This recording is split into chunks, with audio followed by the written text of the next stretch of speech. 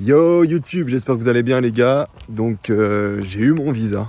Je vais vous raconter comment ça s'est passé et comment avoir un visa B2 tourisme qui est valable 10 ans si tu habites en France et avec lequel tu peux rester 6 mois sur le territoire américain. Donc la première étape, c'est que tu vas te rendre sur internet. Enfin, j'ai dû me rendre, je vais parler à la première personne. J'ai dû me rendre sur internet si tu veux, où tu vas remplir ce qu'on appelle le DS 160. En gros, c'est tout un formulaire où tu rentres plein d'informations. Pourquoi tu vas aller aux États-Unis, ton nom, ton prénom, ton adresse, est-ce que tu connais des gens aux États-Unis ou est-ce que tu vas aller vivre aux États-Unis. Enfin, tu as plein d'infos comme ça dure, je sais pas, peut-être 10-15 minutes. Et tu devras upload une photo qui répond aux exigences pour le visa B2. Une fois que tu as rempli tout ça, il faut que tu prennes un rendez-vous à l'ambassade des États-Unis qui se trouve à Paname. Le truc, c'est que déjà le site, ils te le mettent. J'ai dû chercher sur internet, tu vois, c'était un truc de ouf, c'était trop relou.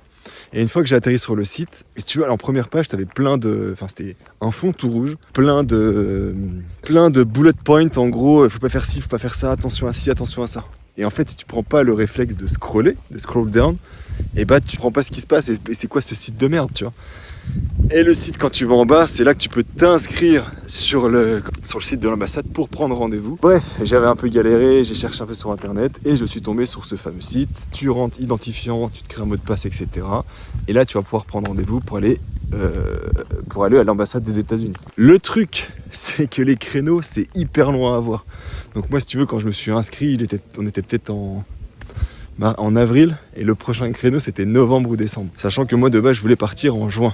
Donc en fait, si tu veux, le trick, c'est qu'il faut que tu regardes tous les jours. Donc moi j'ai pris un premier rendez-vous, je crois que c'était novembre, enfin c'était hyper loin, tu vois. Et tous les matins je regardais à 8h ou 9h, dès que je me levais, je regardais s'il y avait un créneau. Et un matin je me suis réveillé, bam, il y avait un créneau le 3 août à 10h15, je l'ai pris direct.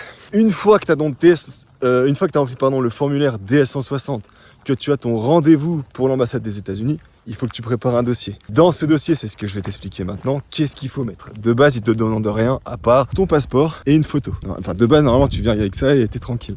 Par contre, ça se prépare, tu vois, l'entretien, tu vas arriver devant un agent consulaire. Ce que tu peux prendre, c'est déjà, si tu as un taf, ton contrat de travail, comme quoi tu as un taf ici en France et du coup tu vas revenir en France. Si tu es propriétaire, tu peux aller sur le site du gouvernement, enfin sur le site ImpôGouv, et en fait sur ton espace, tu as un onglet, appartement, logement, immeuble, immobilier, peu importe, et tu peux télécharger comme quoi tu es propriétaire de ton logement. Toutes ces petites choses, en fait, c'est ce qui te permet que tu es rattaché à la France et que tu vas pas te barrer aux États-Unis et ne jamais revenir. Ensuite, tu peux prendre les relevés de compte bancaire, comme quoi tu as assez d'argent pour partir aux États-Unis. Par contre, quand j'ai fait le rendez-vous, tu vois, même moi, les questions ils ont posé des questions à des gens en mode est-ce que vous avez assez d'argent pour partir aux États-Unis, et les personnes disaient juste ouais.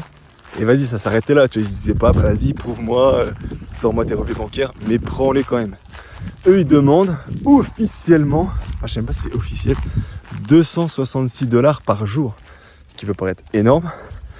Mais bon, tant que tu as un peu de fonds pour partir aux États-Unis, c'est le principal. Au moins, je dirais 10-15 000 euros, voire 20 000 euros, c'est bien, pour leur prouver que tu es en place, quoi, que tu peux subvenir à tes besoins.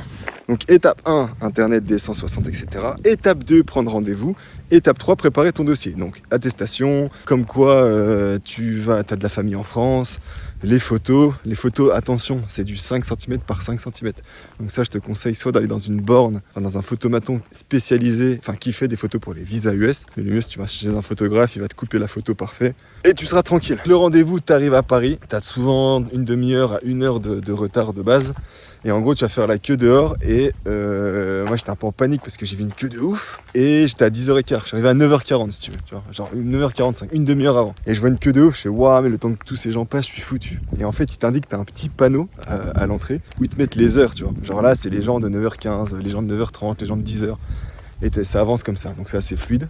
Donc t'attends en dehors de l'ambassade des États-Unis. Après t'as une espèce de petit cabanon, on va te checker, t'as un premier passage avec la sécurité. Donc il va te passer le bip bip, toutes ces conneries. Pas d'ordinateur portable, les gars.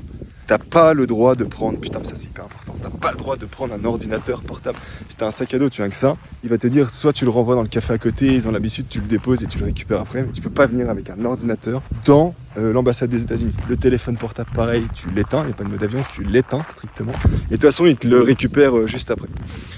Donc là, t'as une meuf, bon, t'as la première sécurité, bip, machin, ok, c'est bon, tu peux y aller. T'as une meuf ou un mec, peu importe, qui va te dire, moi c'était une meuf, qui va te demander ton passeport, ta photo, donc tu lui donnes. Elle check ton nom sur le planning, elle valide, elle te donne elle te colle une étiquette sur ton passeport. Et ensuite, tu passes un deuxième niveau de sécurité. Donc là, tu as 3-4 mecs qui vont te demander ton téléphone de l'éteindre, tu vides toutes tes poches, tu passes sous un portique de sécurité. Et là, pareil, tu vois, donc ils te récupèrent ton téléphone, ils te le mettent dans une pochette, ils te mettent une espèce de badge pour que tu le récupères après. Ensuite, tu arrives dans une salle et là, tu fais la queue. Donc tu as un premier guichet où la meuf te dit, bah c'est quoi le visa? C'est un visa touriste, machin, qu'est-ce que vous faites dans la vie, machin. C'est un truc vraiment hyper rapide qui dure 10 secondes. Ok, allez à la prochaine queue. Et là, c'est divisé en deux. En gros, sur la droite, t'as les quinries, donc les quinries qui refont leur passeport, qui font leur papier, je sais pas, X ou Y papier. Eux, ils ont des petites chaises, ils sont bien posés, tu vois. Et t'as les autres, les Français ou les Européens, peu importe, mais je pense qu'il y a beaucoup de Français. Et là, tu fais la queue debout. Donc ça dure environ, on va dire 25-30 minutes où t'es debout, t'attends ton tour. Après, tu passes devant un agent consulaire, je sais pas comment on appelle ça. En bref, tu passes devant une personne qui va te poser des questions. Et là, c'est au cas par cas, tu vois. Parfois, les questions que j'ai entendu parler, c'était... la première, c'est pourquoi tu fais pas un ESTA? Parce qu'en France, en fait, si tu veux, tu peux faire un ESTA, c'est une espèce de mini-visa. Enfin, c'est pas un visa, je vais appeler ça comme ça, un mini-visa, que tu peux faire en ligne. Tu payes, je crois, 20 ou 22 euros, une connerie comme ça, et tu peux aller aux États-Unis, maximum 90 jours avec ça. Donc moi je lui explique, je suis photographe et créateur de contenu. Je serais amené à aller aux États-Unis par période de 3 mois, 4 mois, 5 mois, 6 mois, et ça dépend de mes projets. Donc du coup j'ai besoin d'un visa. Je vais pas faire un ESTA à chaque fois. Enfin, après moi ça allait vite, mais je vais te poser je vais te dire les questions que j'ai entendues d'autres. L'autre question c'était est-ce que tu as visité un pays comme l'Irak, l'Afghanistan ou la Syrie? Et ça pareil, si tu as visité ce genre de pays, tu peux pas aller aux États-Unis, c'est mort. Tu vois, c'est à part que si t'es journaliste ou si t'es... je sais pas, comment tu justifies en fait d'être allé en Irak, en Afghanistan, en Libye, des pays en guerre ou des pays avec qui les États-Unis c'est chaud de ouf, tu vois. Genre tu vas en Corée du Nord, tu vas demander un visa pour les États-Unis, ils vont te dire frérot, qui es-tu, tu vois. Donc ça c'est la deuxième question qu'il m'a posée. Et après il m'a dit j'ai vu que t'es venu aux États-Unis il y a 10 ans. Je fais ouais, pour apprendre l'anglais. Il m'a dit t'étais sous visa. Il me dit ouais, under visa, un truc comme ça, tu vois. Je fais ouais. Il me fait ouais, vas-y, c'est bon. En gros, mon interview, elle a duré 45 secondes, même pas, moins, ouais. Que dalle, ça a vraiment duré rien du tout. Et j'avais préparé plein de papiers. J'avais imprimé toutes mes attestations. Mes attestations, je dis de la merde. Tous mes relevés bancaires, comme quoi je suis propriétaire en France. J'ai fait tout un dossier et ça n'a servi à rien, entre guillemets. Une fois que je suis passé, c'est bon. Donc en gros, ils gardent mon passeport avec ma photo. Et il me le renvoie, c'était une option je crois qui a 25 balles ou 30 balles, où il te le renvoie en urgence, hyper rapidement chez toi.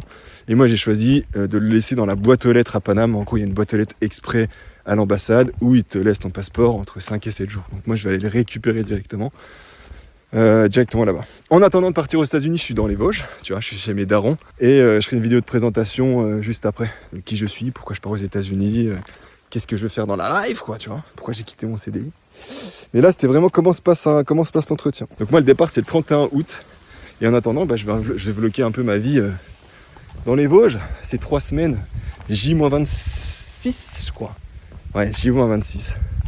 Avant le grand départ à Los Angeles. Je vous laisse là-dessus, ça fait déjà 11 minutes que je parle. À bientôt.